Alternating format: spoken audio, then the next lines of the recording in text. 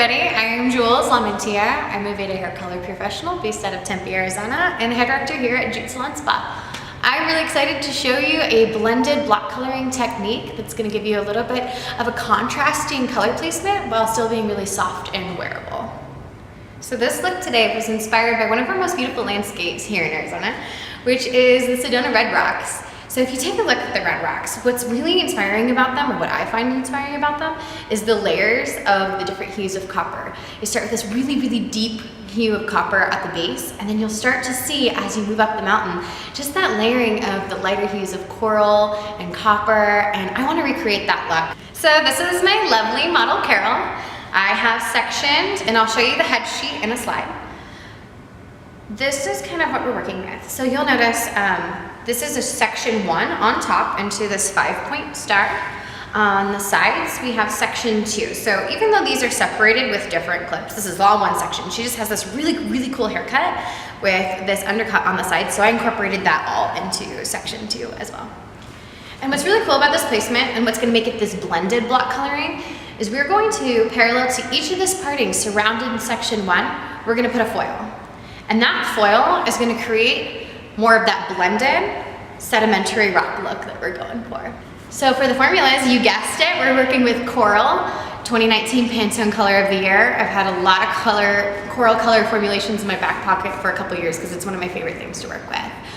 We'll have Formula A, Formula B, and Formula C, and I'll show you how we're gonna work with that when we start our foiling and our block coloring. A heavy weave, so something pretty visible.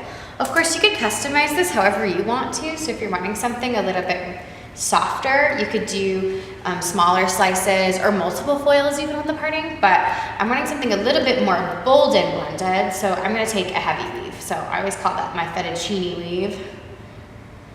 I'm Italian, so I only communicate in spaghetti. All right, so here's my fettuccine. And right in this foil, I'm going to put our Formula A.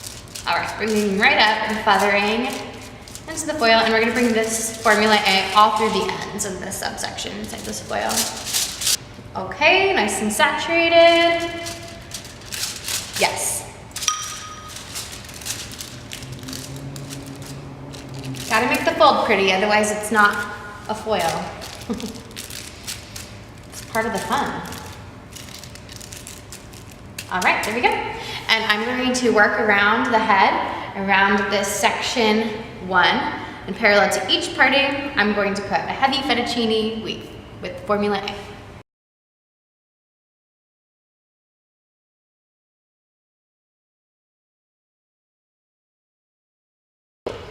So now I have our beautiful Formula A inside these foils, outlining section 1.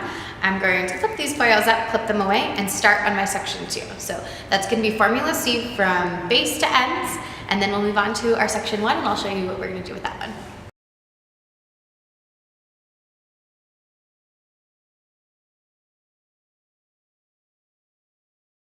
Okay, so we've got our lovely foils in with our Formula A.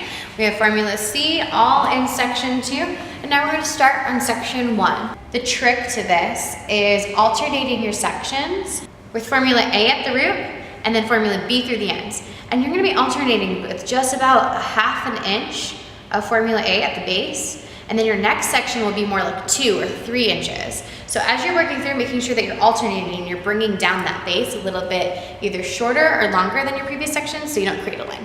Okay, so this is my first subsection. I'm starting with Formula A, which is my darker color. Going right at the base. And I'm gonna do just about 1/2 inch down. Not too much, maybe 3/4 of an inch. What I love about these foils encompassing the section 2 is I can just lay this right on top of it. And now I'm going to be pulling my Formula B through the ends. Just brushing it on, blending it in.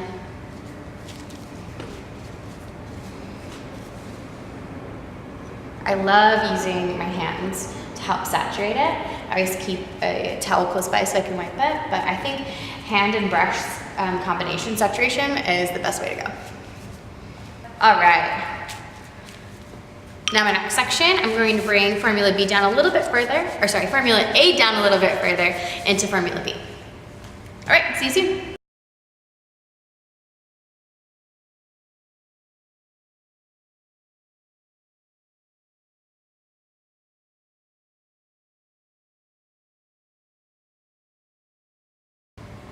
So this is what our Sedona blended color blocking looks like while she's processing. I'm so excited to see these coral hues on our beautiful model, Carol.